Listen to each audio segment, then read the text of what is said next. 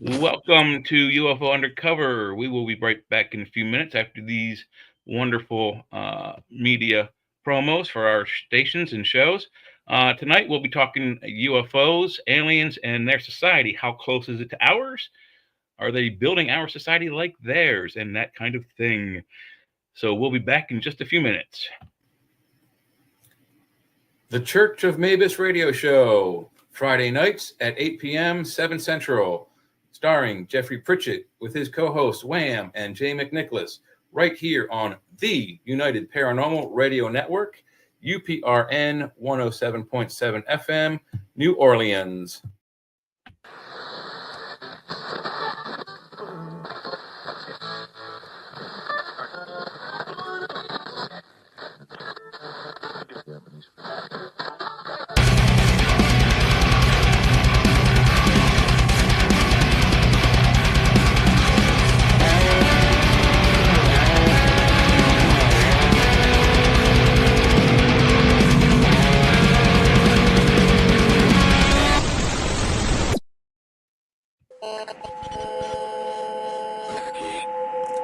What's out there? What creates the shadows in the corners or the creatures of the dark? Who are those on the other side? What do they have to say? This is the Gateway Podcast. This is not your normal style of paranormal talk radio. Brought to you live from United Public Radio Network, 107.7 FM New Orleans.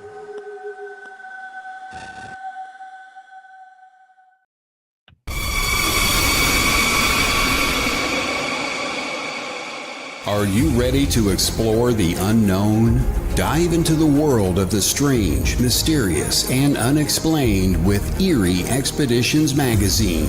Each issue is packed with spine-tingling tales, cutting-edge paranormal investigations, and exclusive insights into hauntings, cryptids, UFOs, and more. Whether you're a seasoned investigator or just love a good ghost story, Eerie Expeditions magazine has something for you. Join our growing community of truth seekers and adventure lovers. Subscribe today at EerieExpeditionsMagazine.com and unlock the secrets of the supernatural. Are you ready? That's EerieExpeditionsMagazine.com, where the extraordinary is just a click away. Dare to discover.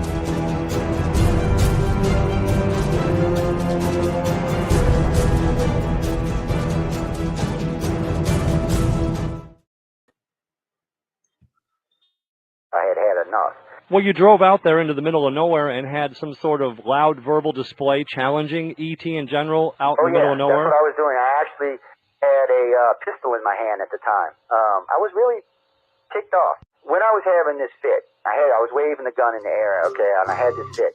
And at this moment, I said, okay.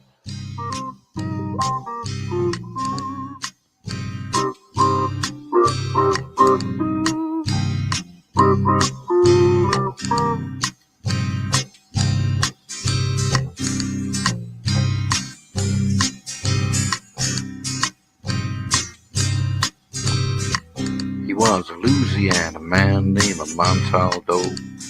Folks around called him Six Gun Joe. Worked with ICAR, don't you know? Investigating UFOs.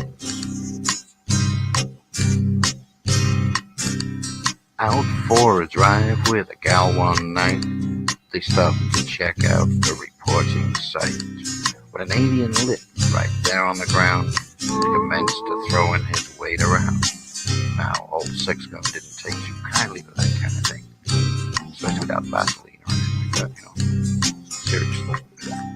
Well, Six Gun looked that critter right in the eye and said, "Any last wish before you die, yo?"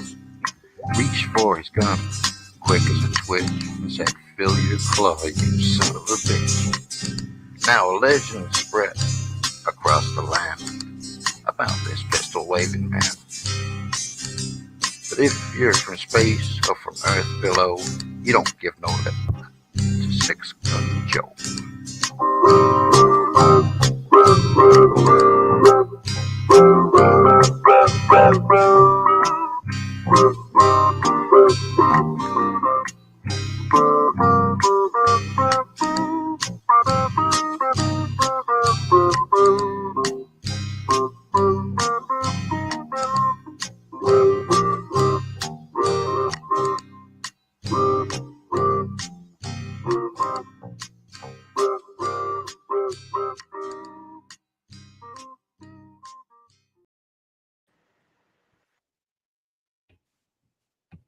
Welcome to UFO Undercover with your host, Joe Montaldo. Good evening, everybody. Oh, my camera has fallen over. Joe Montaldo is out of town this evening. He is in Los Angeles with the Writers of the Future. So we'll be seeing him next week. And we should be seeing some pretty cool stuff coming from Los Angeles from Joe, some interviews and whatnot's coming in the several next few days. But tonight is with me and Leah and maybe Sean, and Mike will show up and join us later. We started several shows back about UFO abductions and what are they like, what happens there. And then we tried to do a 3-part series of what types of equipment does each species use? How can we tell? And then we also threw in some things about our society and their society. We know that they're doing something here. They're either rebuilding something they lost or that they accidentally destroyed through galactic war and whatnot. We can see the evidence in our inner solar system. 4 of our planets are destroyed, hit by something. The asteroid belt was a planet, completely pulverized to rubble. Mars, we know, had an atmosphere. We know it had water. We know it had life. All of that is gone. Earth used to sit like this. It now sits like that at a 27-degree angle, and the planet rotates around that and then rotates around the sun. That's why we have seasons. So, do the alien species have a society very, very similar to ours, do you think, Leah? No, not necessarily.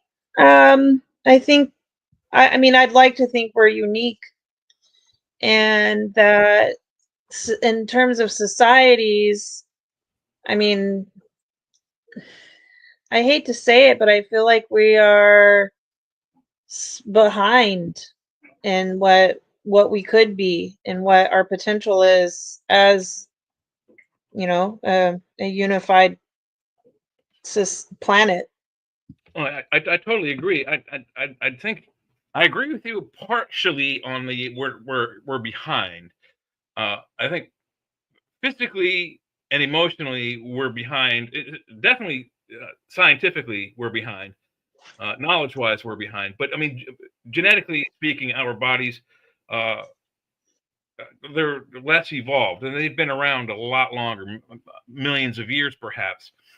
So when we've only been around, according to our written history, 6,000 years.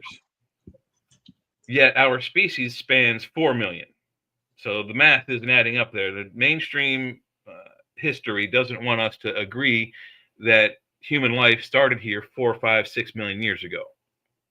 It had to have. I mean, you just don't evolve to the style of being that we are with the advanced technologies we have in 6,000 years. It just doesn't happen. And even in the short span we've had from the 1900s till today, that 125 years, we've gone from steam at 1900s, 1901, 1902, 1905, 6, 7, 8, 9. 1909, we have our first automobile. We're now 20, 25, 125 years later. We're in space. We have a space fleet. We have space marines. We have space telescopes, lasers. We've conquered the atom. We're about to conquer the atom in a different fashion with fusion, which we already have, to a point where we have working fusion reactors. But are these things that we should have developed on our own, or are these things that were given to us by the aliens to fast track us? When you play a game and you want to get your character up to a certain strength level, and you have friends that have been playing the game a while, they do this thing called fast tracking. They take you through the game and make your character stronger faster. I think that's what we're having happen to us now, is we're being fast tracked to match another society. And I think that society, that alien society, had to have evolved just like us. Their society had to have evolved like ours, from rocks and stones and sticks to metals and eventually nuclears and different power sources. But the real problem is, how close is our society to theirs? I mean, I'm thinking that they must have the best marketing available, because we got alien faces all over the planet here that you can buy, stickers, fluffy dolls.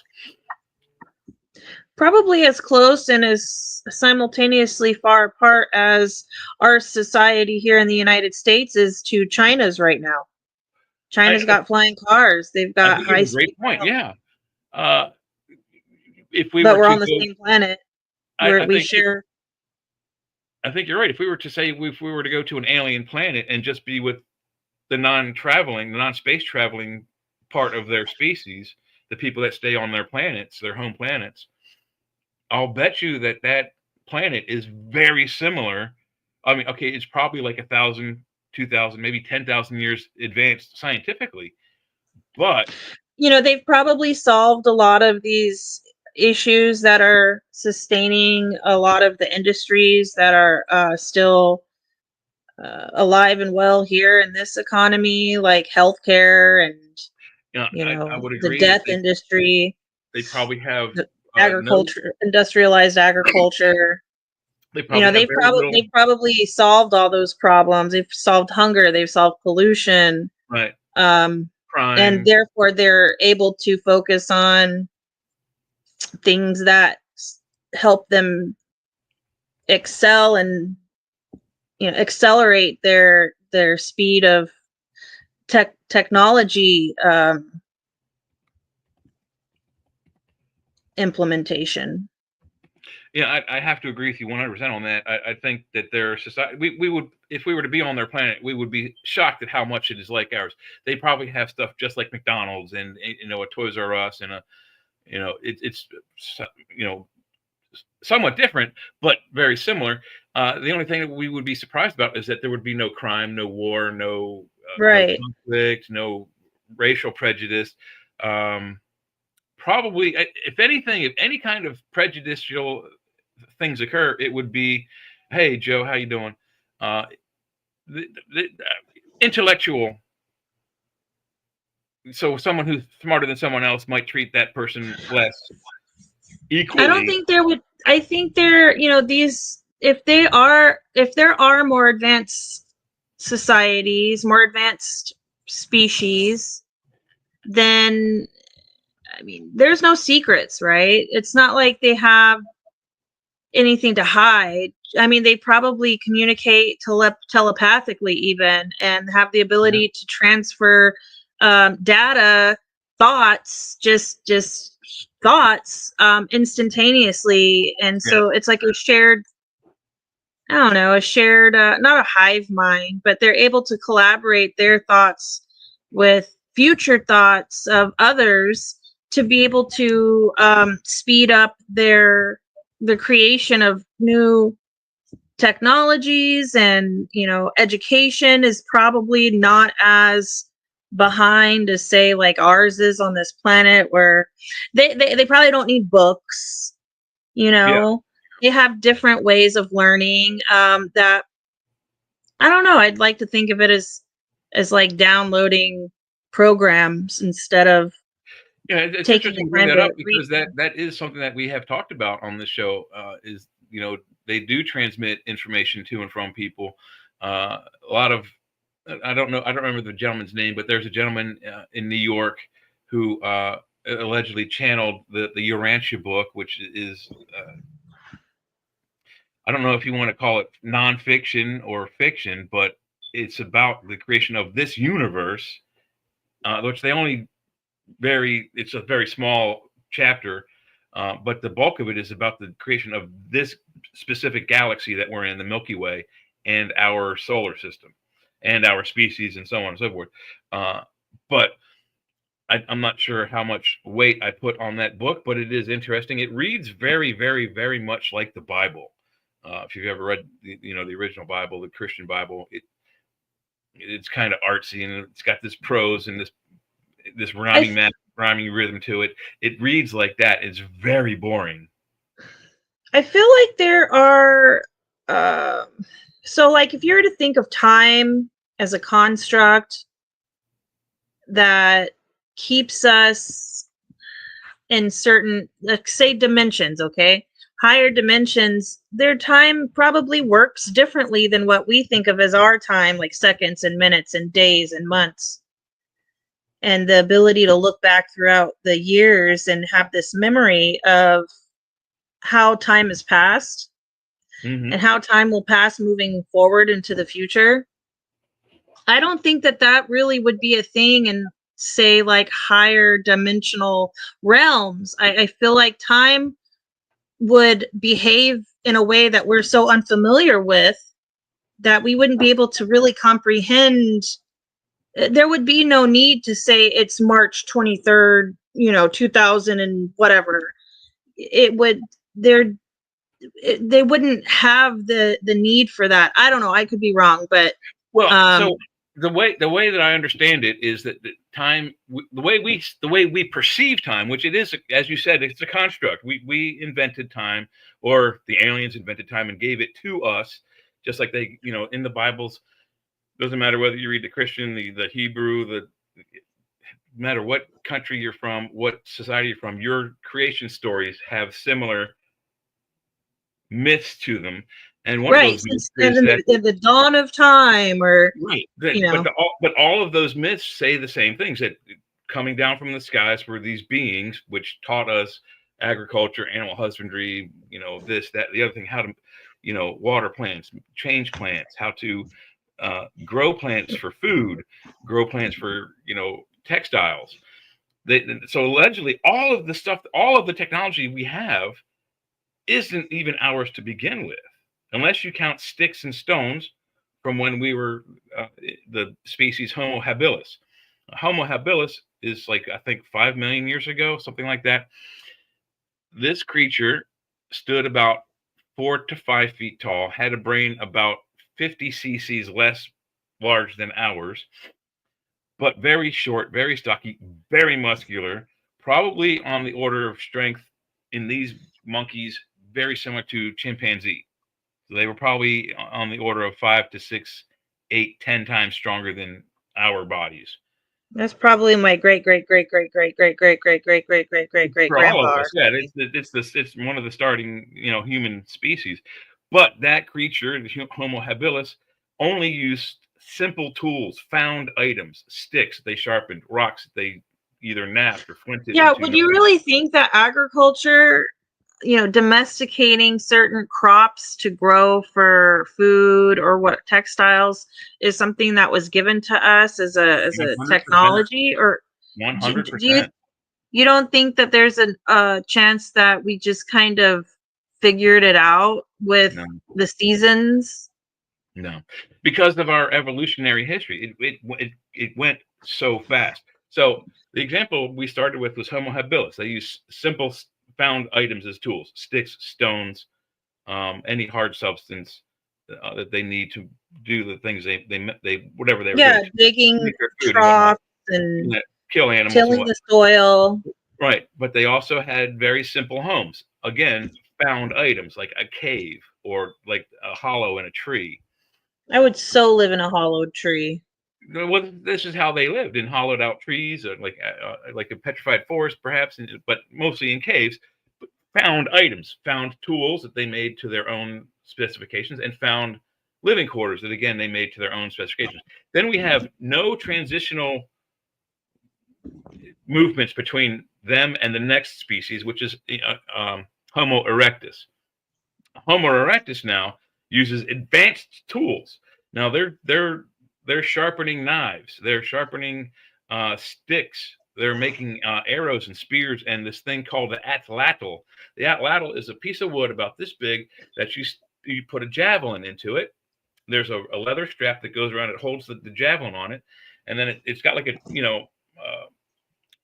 handle, and you throw it, and when you let go of the leather strap, your javelin shoots out and hits your target, and it's a very accurate weapon. But this was way more advanced than the simple sticks and just found rocks that Homo habilis used. And we're talking a group of people that took a stick, took a rock, tied the rock to the stick, and made either a hammer or an axe. Very simple. So, but now we have people that are a million years advanced, and they have a spear, a thrown object.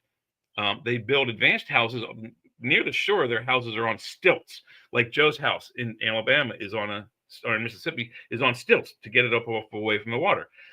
So, but in between these two species, Homo erectus and Homo habilis, there's no gradual transition from simple tool to a more advanced tool to a more advanced tool to a more advanced tool to these tools.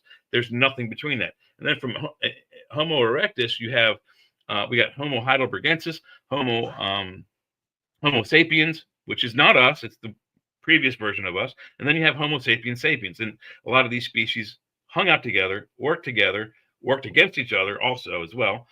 But there's transitional periods. So from between Homo erectus and Homo heidelbergensis, there's some transitionals from using a more simple tool to a more advanced tool. We don't have that for a million years between us, Homo erectus, and Homo habilis. What happened? Something, either we fast tracked, somebody went boop, and we went like a light switch from simple sticks to advanced sticks. Something happened there as well. So we don't have any technology of our own except, as I said, the found items, a stick and a rock. And you take the rock, and you take the stick, and you sharpen the stick on the rock, and then you go and you stab a big elephant with it and feed your tribe. That's Homo habilis. That's us. We didn't invent anything after that. After the Anunnaki and the reptilians and the what about the Combine? What about the Combine? The Combine. Yeah, didn't we invent that? We may have invented the machine after having been given the technology of everything we've gotten before that. Everything that I think that we have from Homo erectus forward has been given to us. So to me, it sounds like whoever, if that's the case, whoever, whatever gifted us this technology did so with foresight that we would grow to such a high population that we would need the advanced technology to keep up with the fact that there were gonna be so many of us. Well, yeah, no, that's exactly it. I mean, they're either rebuilding the society that we have here as to what it was before the destruction of our solar system. But the big thing is how much of our society is ours. Maybe it's us coming from a different, not us, not me, and but like humans that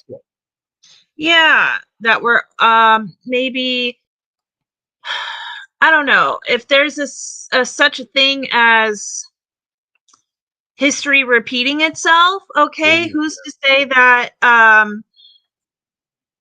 the world or this solar system or whatever hasn't met its demise before, and we've completely started from scratch again and gotten to the point where here we are again, and there's a group of more advanced humans that knew all of this and kind of was waiting for us to reach a certain point in our evolution to where it was kind of like the point of no return, where they're like, okay, so they're here, they're gonna continue, spawning new versions of themselves, they're gonna keep procreating, their population's gonna increase, and either they're going to learn to save themselves in a way, because they can't really give us all the answers, they can't, Yeah. what is it? They can't interfere with our free will. Or they're gonna allow us to destroy ourselves Yeah. again. I kind of agree with you, but we what the destruction that happened, was it a natural destruction or was it from war? Because I mean, I don't know. Maybe it's if or we maybe live both. on this right. If everything is cyclical and we're on this kind of like weird orbit where everything is timed, the planets aligning, and they're able to map out calendars based on where the stars are in certain perspectives of the sky, then I mean, who's to say that there isn't a chance that all of these prophecies that people have been gearing up to protect themselves from certain doomsday kind of prophecies haven't taken place in a previous timeline or something like that, and it's kind of like deja vu, instead of it being like this like weird dream or prophetic visions. It's really like memories of it happening in a previous time. Yeah, it would be nice if we could figure out that history, and that's part of the problem. And I want to be able to, like, rewind the VCR and watch what happened to this solar system. Was it if it was a war, it might be interesting to see what it was that destroyed the inner planets of this system. If it was just a meandering, an asteroid that flew through from outside of our solar system, that came through, a comet from our own solar system, whatever it was, or perhaps a rogue planet that was part of our solar system that just had this weird orbit, that it allegedly, and has been spoken about, that the Anunnaki had this planet that came around every 3,600 years, and we're way past at least one of those passings. And if a planet that's 5 times the size of our planet came close, our planet would feel it. The weather would act weird. There'd be more earthquakes. So maybe that planet no longer is existing. Maybe on its last pass, it came through, it hit the 5th planet, made that into the asteroid belt, then shot through like a ricochet, bounced off of Mars, or bounced very close to Mars, being bigger than Mars, sucked the atmosphere straight off of it and the water.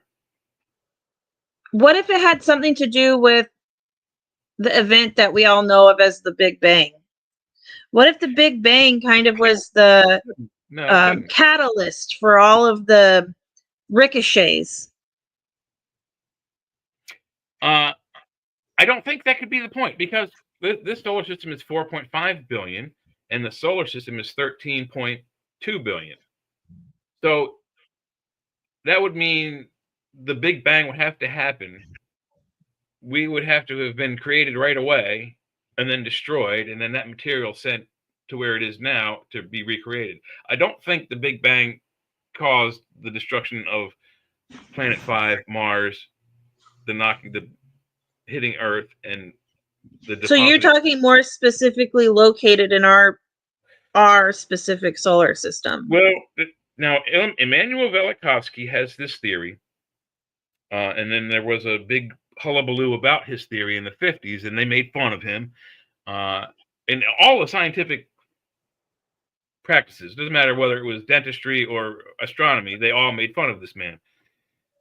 And his theory was that something came through the outer system into the inner system, came through the big planets into the little planets, struck and destroyed the fifth planet, came near to or struck Mars again and took its atmosphere and water off, killing all life on board, bouncing into Earth in such a way that it created Earth into a ball of lava. Whatever was on Earth at that point was gone.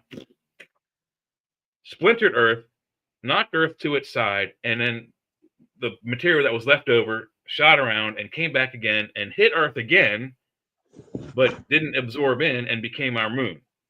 Everybody laughed about that theory. Do you think that if there's... Let me ask you one question, and then you can ask yours. What do you think the current working theory is on the creation of the Earth's moon?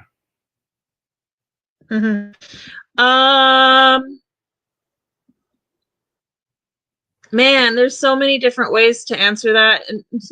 There's only one answer. It's a big rock. It is. That big hollow ball of rock and metal. It's a big rock. And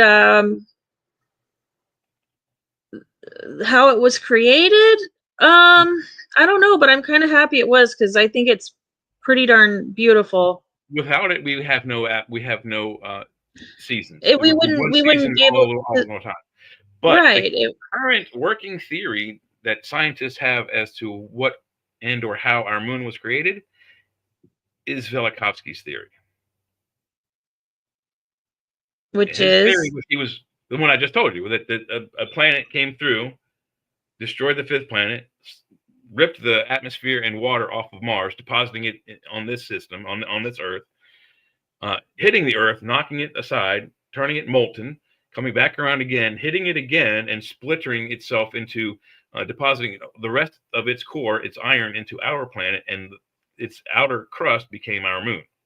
I saw a dramatization, like a CGI animated video of a possible theory that the Earth was hit by some giant asteroid, right? Which is what knocked the Earth's orbit at a slant. And, something physically connected with Earth. And whatever it was had a big chunk of it that got sucked into our orbit, and basically the moon is like the remainder of what was left over of that giant asteroid. Well, the theory is that it was not an asteroid, but that it was an actual planet about the size of Earth, maybe a little bit larger, perhaps a little bit smaller. But on the first impact, it cracked the Earth, making the Earth become a molten ball again. And then that also fractured that planet. When it came back around, it hit Earth again, and its molten core melded with Earth's melting core, or remelted core, and the remainder of its crust became an accretion disk, and over time became the moon. The only what are your theories on why we haven't had the chance to visit the moon in recent years? It's not that we haven't had the chance. We've had plenty of opportunity to. It's just that we were warned not to go back by the denizens of that moon. River is exactly correct. The moon is a spaceship. There are aliens inside, but there are also aliens outside, up on top of the crust on the main backside of the planet. The problem with Velikovsky's theory is that the moon, if the moon were not hollow, Velikovsky's theory works. With the moon being that it is hollow, and we know this for a fact, Apollo 11, 12, 13, 14, 15, 16, and 17, the last one, 13 didn't actually land on the moon, but they dropped stuff on the moon. Everything that we dropped back on the moon, the lunar excursion modules, the landing gear, in the case of the Apollo 13, they dropped a huge amount of material onto the planet.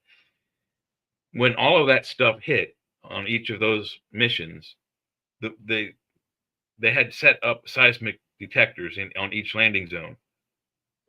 The moon, after Apollo 11, rang for 45 minutes like a bell, resonated.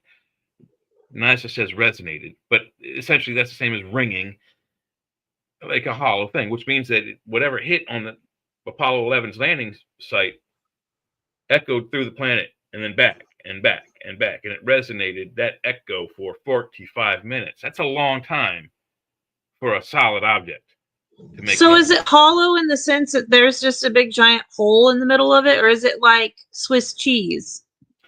If you ever saw Star Wars, picture the moon as if you would Darth Vader's Death Star.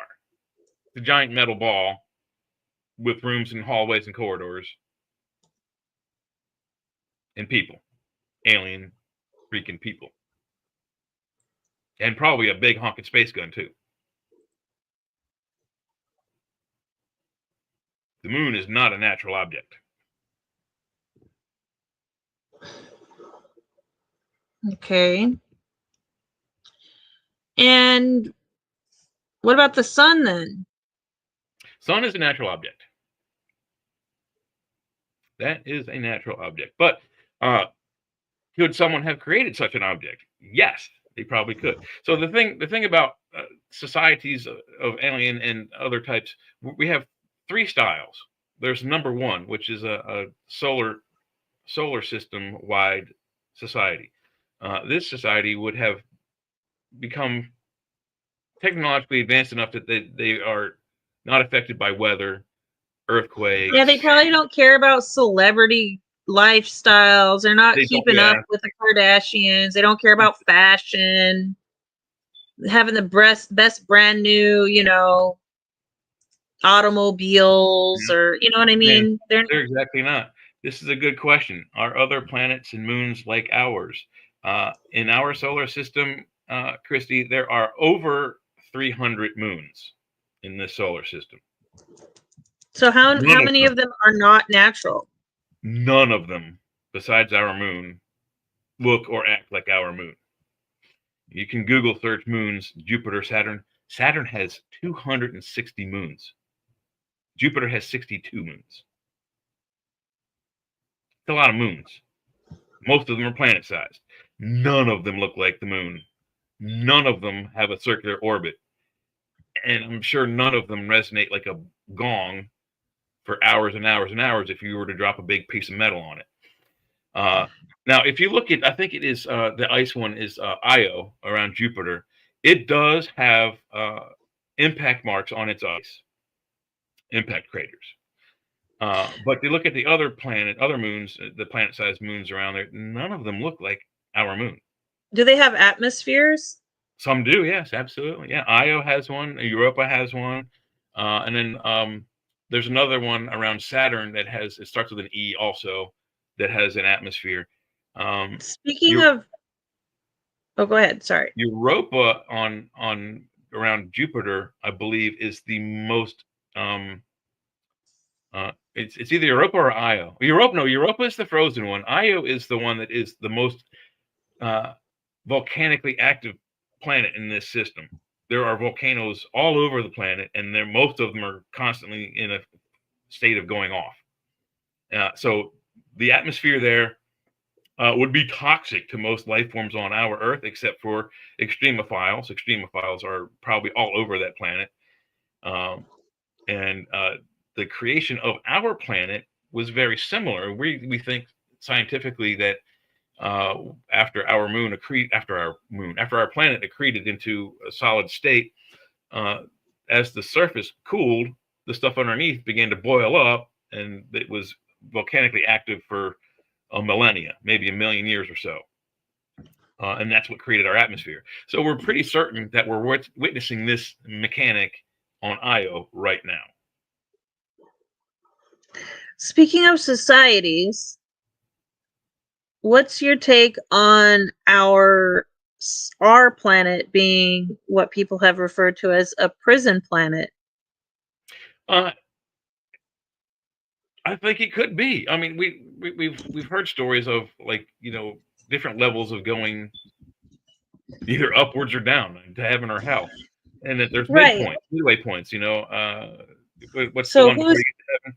So it could be a midway point for souls. That other people have said that it's a training.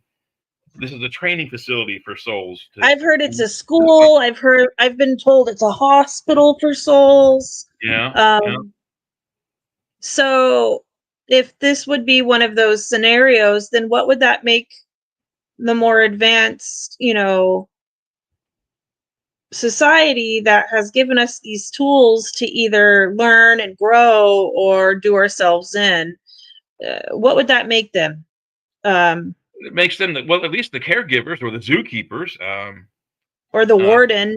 The warden, yeah, the principal. You pick your any kind of name. So they control us in a way. They have ultimate say. Well, I don't know if they have ultimate say or not, but for some reason, I mean, if they wanted to destroy us, they could. They could easily just like flick a switch and this entire planet. Hell, they could probably destroy this entire solar system in a matter of minutes. But for some reason, they're not doing that. So maybe they have a different philosophy. With our prisoners, we kill some of them.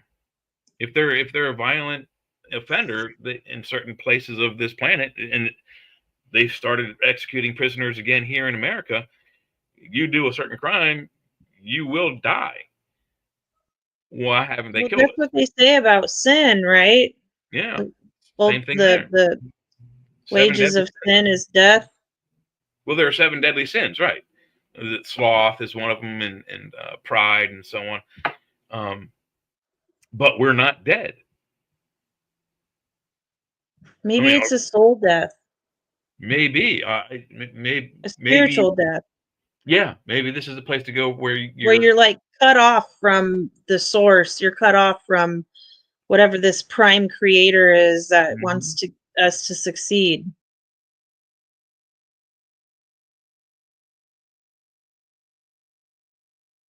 I don't know though. Yeah, it's a. I mean, this is what drives us, I think, on this network, is to find these answers.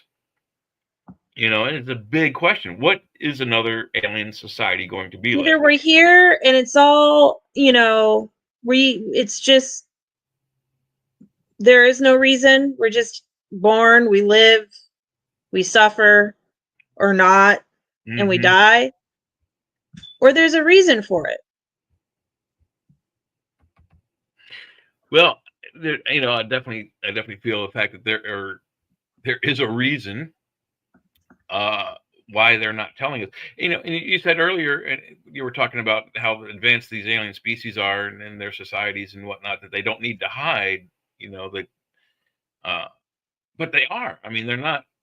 They don't need to hide anything from each other. Right. They might need to hide from us, but in their own society, there's no shame. There's no guilt. There's no, there's nothing that, I feel like if there are these societies where there's much higher technology and much more advanced species than ours, they already know. They pass by one of their neighbors and they already know. They already know what their life is. There's no need to verbally communicate. It's expressed in feeling, if that makes sense. Yeah, it does make sense. It boggles my mind that what they're doing to this solar system is, are they recreating their society, or are they recreating?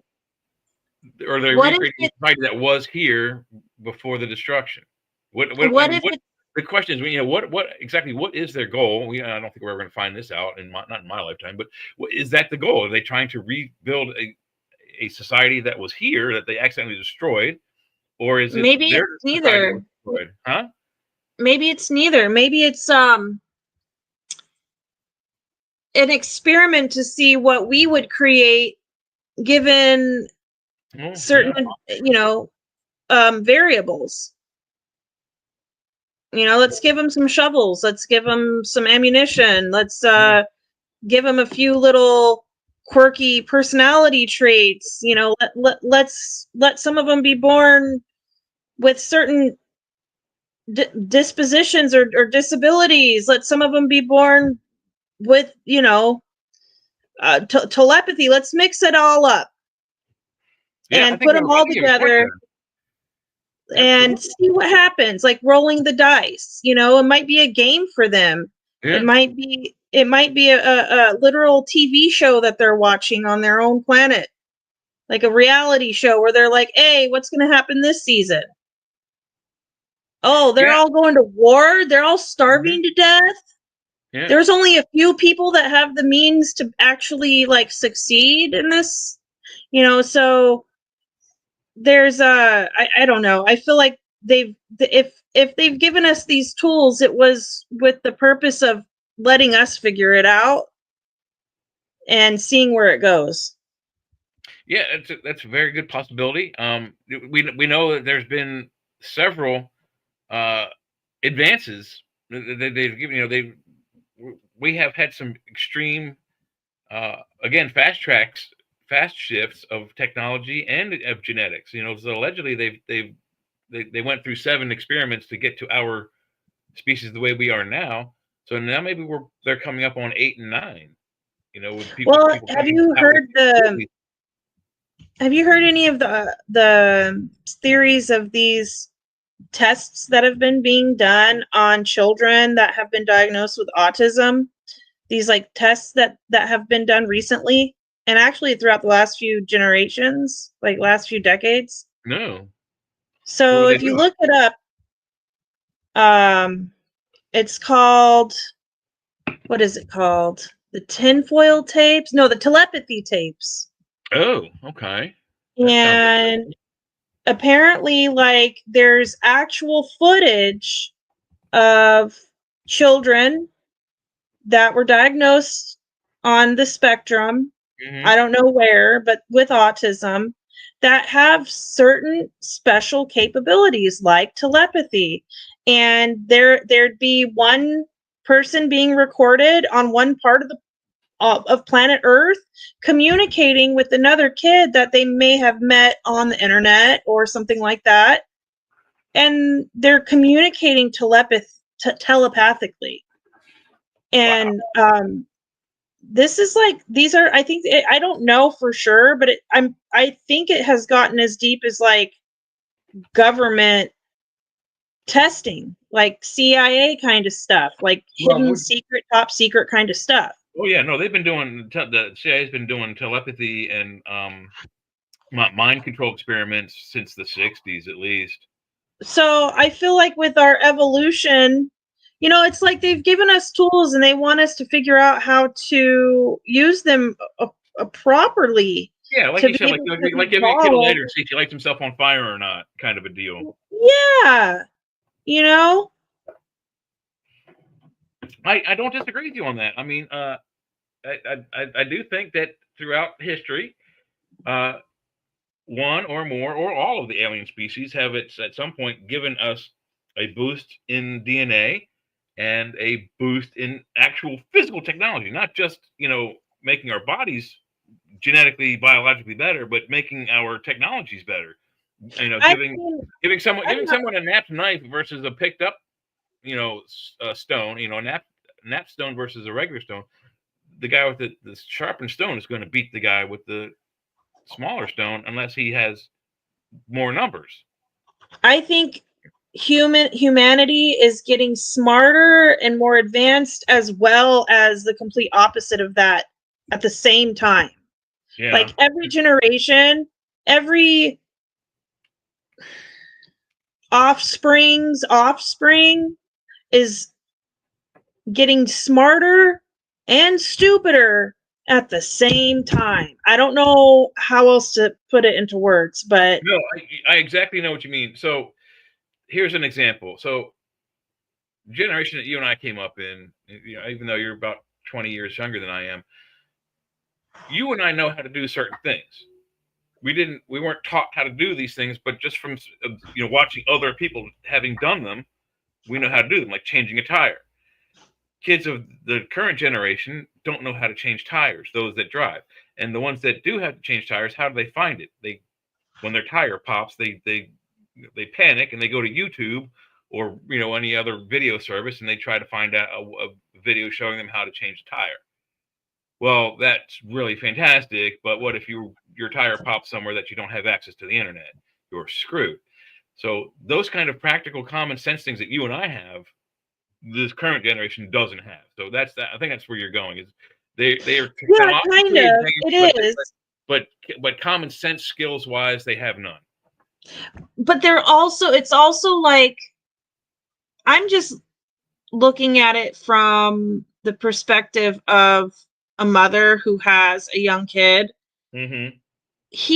So this is pretty personal, but he has learned at such a faster rate than, say, I did when I was his age. I was a smart kid for my generation. I loved to read. I was very articulate. But my son blows me out of the water. And I can only imagine that that's kind of been the trend throughout the decades, Yeah, I would say probably someone if you went back to when TV came out, let's check this out. I think if you went back to where TV first came out, television was invented not for entertainment purposes. It was invented by, the inventor's original purpose was for educational purposes. And it's a fantastic tool for education. If you used it only strictly for education, it would be a fantastic tool. Think of all the things you could show. Of course, you have to have things like entertainment for it to work. You have to have, the stories that you want to teach the kids on video so that they can see it on the TV. Well, so we have all this entertainment from vaudeville. Vaudeville became what you see on television, and then television became what you see in movies. If you went back to the day that television came out, if you grew up then, like your grandparents, might have seen a marked difference in educational excellence when the TV came out versus the radio. And I bet if you went back when the radio came out, you would see the same trend. And people who were growing up then who didn't have the radio, when the radio came out, they'd think, oh, it's a horrible thing. But they would notice that their kids are getting a better education because there's more information coming across different music. Yeah, music. News. Music's a really good example, because going back throughout recent history, when, say, rock and roll became well known to the public, or just, upbeat, more modern pop music, it was so rudimentary. It was so elementary. It was so just the basics. But people loved it because it was the first time their brains had heard it. And so it was new to them. And hearing all of these, new styles of music to listen to had, I don't know, it created cultures, it created subcultures. And, 30, 40, 50, 60, 70 years moving forward, it's so much more complex now. The music sounds and the instruments that have been created, it's just a lot more. It's a lot more than if you go back and listen to, say, the first radio tunes that were being played in like the 1920s and 30s, where they were just so simple. And it had like that certain pitch that they can only use because it needed to be over a certain radio wave. It was only able to be picked up on certain frequencies. So it all sounded very similar, and it all had a similar tone, but people loved it. People were really into it. Nowadays, music's kind of evolved along with humans. Entertainment, different modes of, there's just so much more. And so I don't know, looking back in time, it feels like humans' brains were a lot more simple, like the way that they worked. It was a lot, but not necessarily though, because you had all these composers of classical music that were their music was very complex and um had so many different range of sounds and instruments. But back then it was all analog music. It was all instruments, like real instruments. Nowadays we program our own sounds and press buttons to make those sounds.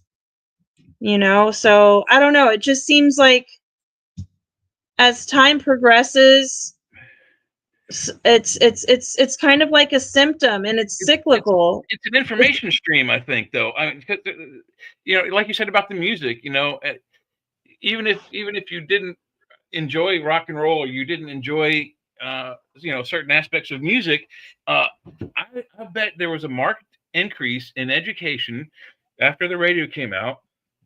And the reason why I say that is, if every house had a radio, and the radio was like, it was a piece of furniture. It wasn't like a little tiny thing that you stuck on the desk. It was a big wooden thing. It took over the fireplace. Like it it took, right, replaced exactly. It was the focal point, and almost all the time it was put in front of the fireplace.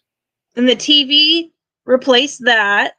And also the TV replaced that, and also the fireplace. But going back towards education, I think you would see a marked increase in education when the radio came out, and then when the TV came out, and then when the internet came out. And the reason why I say that is it's a greater information stream coming at the children. So let's say you go to school in the 50s, you have a radio, or back then they called it a Marconi. You go back to your home after school, and you have to do these homeworks. You have to read a book for English class, or you have to do math for math class. Well, most people would find that they would retain the information better if they were listening to music while they were doing their assignments.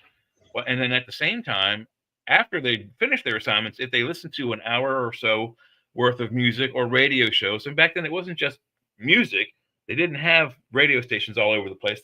It slowly crept up, but radio stations put on their own shows. So some stations had the Lone Ranger, some stations had, the Shadow. And so the kids listened to that. It was like radio plays versus music. So it was a different type of animal back then. It had everything. It had music, it had entertainment, it had news, and it had stories. TV has same thing. Internet, same thing. It has information, news, and stories on it. And I think, imagine people believed what they were listening to. So, there's probably so much that was coming through those airwaves that people would were get into those radio shows. sway, to sway our thought process. Mm-hmm. Tom agrees. So I definitely think the technology helps in it. And so, that's part of why our society, your son is, advancing through school at a rate you can't comprehend. It's probably double. He's probably learning on a rate twice as much as you. You probably learned on a rate probably around twice as much as me. And so, it just leads me to wonder what lies ahead for humanity. Will we just continue to simultaneously advance and devolve, like evolve and devolve at the same time? I think that's got to be part of the problem. It just seems that if as more advanced of a skill you need to require to be able to advance yourself, the more simple skills you lose, like fighting, right, throwing a stick, or picking up a ball, even. Exactly. Like the more advanced we get with certain technologies, and like the more we evolve in one direction, we lose certain aspects of So that's the a good point. So what you're saying is probably the alien societies wouldn't have the banal activities that we have to keep us from being bored out of our skulls when we're not busy, like bowling, watching football, movies. radio, television.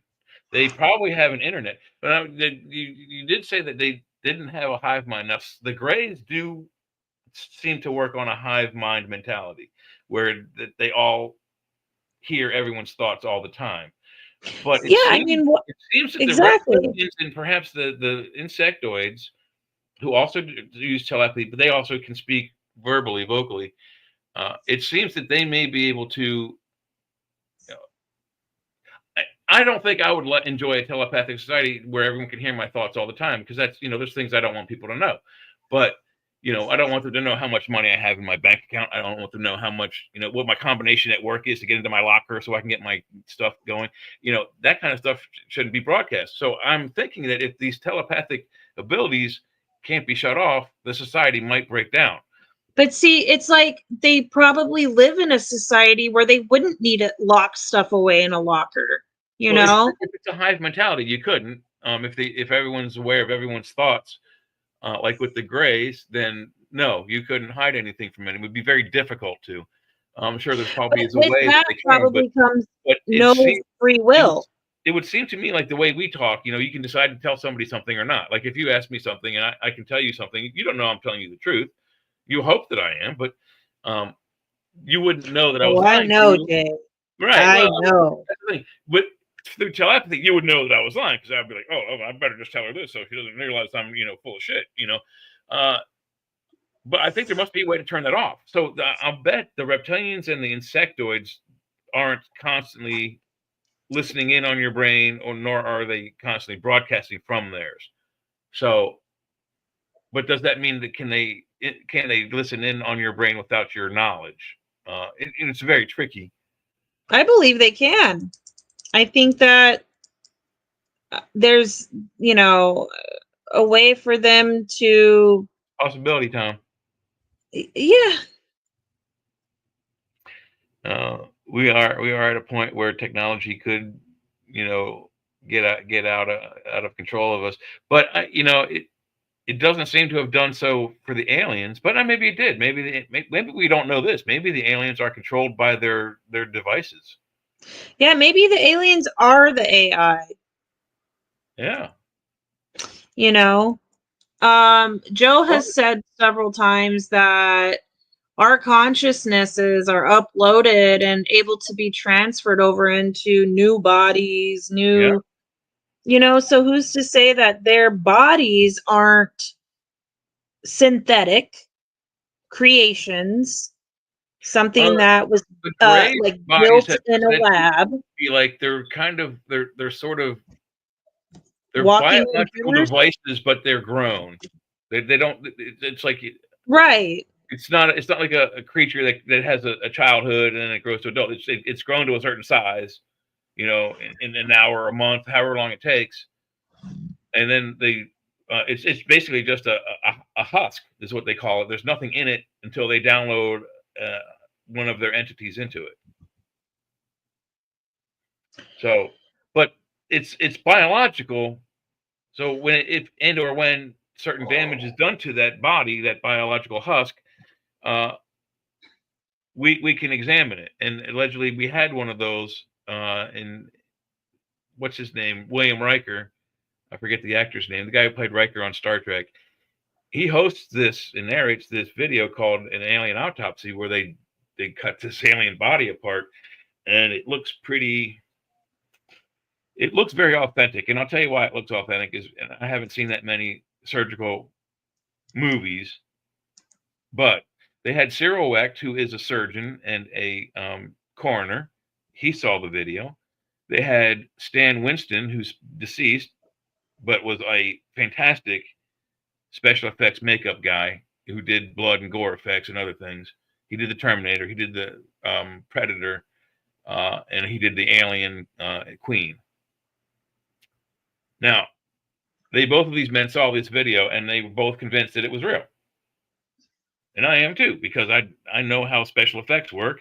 And before I saw their opinions on the screen, I was like, this either has to be the best special effect ever created on film, or it's the genuine article. And I tell you this much: if I was the guy who created that film, I would have immediately come forward and said, "I did that. I'd be working in Hollywood right now, and I'd be a billionaire." Maybe he is. Nope. No one has come forward except for a guy named Ray Santilli, who claims ownership of that film, and he is a pauper, and he still tries to produce video, and he's not very good at it. Well, I do not know what video you're referring to. I've never seen it. Oh, I have yeah. seen, and not that I know of, I've seen some alien autopsy videos that looked really just not legit. There's some really So, I'll find it for you. Hang on a second. IMDb is where I want to go.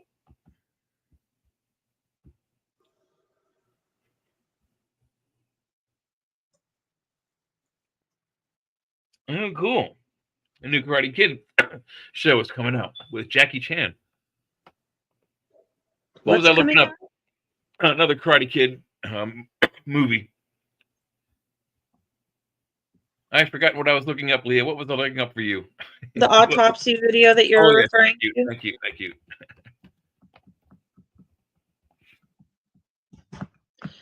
What'd you have for lunch today?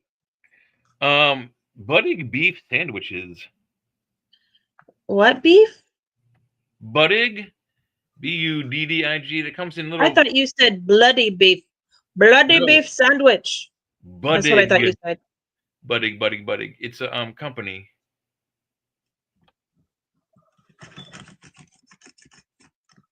So would you say that I hadn't heard that? That's a good one.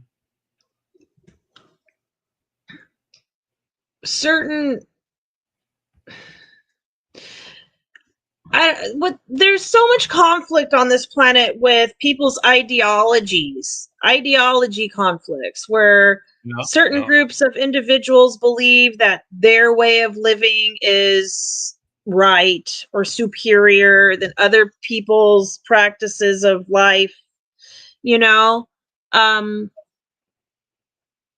and so it's you have these like conflicting groups of people that think, no, there's people out there who aren't living sustainably, or they're not living in a way that I think they should be living. So, they're not doing it the way I would do it. Yeah, I think that you I think can't that live in this drives society a anymore lot without of at least double income. It's really rough out there. And going to the back to the basic society of the aliens. What would their civilian life be like? Exactly. Do they have to work? The only thing that I could keep thinking is that their societies wouldn't be as blended in order to avoid the conflict that we've been experiencing for millennia. I feel like they would have had to homogenize, kind of have like a universal way of living to decrease the amount of conflict that would arise from being like, you're right, I'm right, you're wrong kind of stuff. Yeah. Because I feel like that's why a lot of issues are here on this planet, is there's so many people that think that they're right, and they project their own ideologies onto other groups of people, and it creates that's exactly part of why the problem is that we're not unified. We have so in order for them conflicts. And so in order for these higher advanced societies to have reached that point, I feel like they have had to have moved past that. They've had to learn, they've had to grow in a way where their life isn't sustaining their lifestyles isn't built on certain necessities like industrial agriculture, or I clothing themselves, even like certain things that we feel the need for in our lives, I don't think these higher technology societies have those same issues. Yeah. Well, guess what I just found out? Joe and Sean and probably Mike are in another UFO Undercover broadcast simultaneously to this one. I don't know why they opened up their own one and didn't tell us, but I made this one a couple Wow. days ago. Yeah. So, Yeah, you never told me. nope. So anyway, let me see real quick what's in there. I'm gonna make another one of these.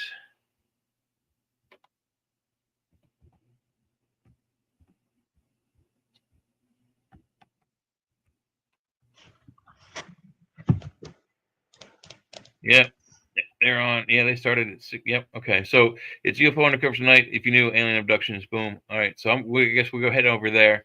So, Okay. we'll head over to there's another broadcast of this, people. If you want to pop over to the same show, UFO Undercover, we'll be hooking up with Joe and Sean and probably Michael Angeli. So we'll see you guys over there. This was a great conversation. We're going to have to play this one in repeats a lot. It's a nice quick hour. We thank everyone for coming in, and we're going to pop over to the other UFO Undercover with everyone else. All right. See you guys over there.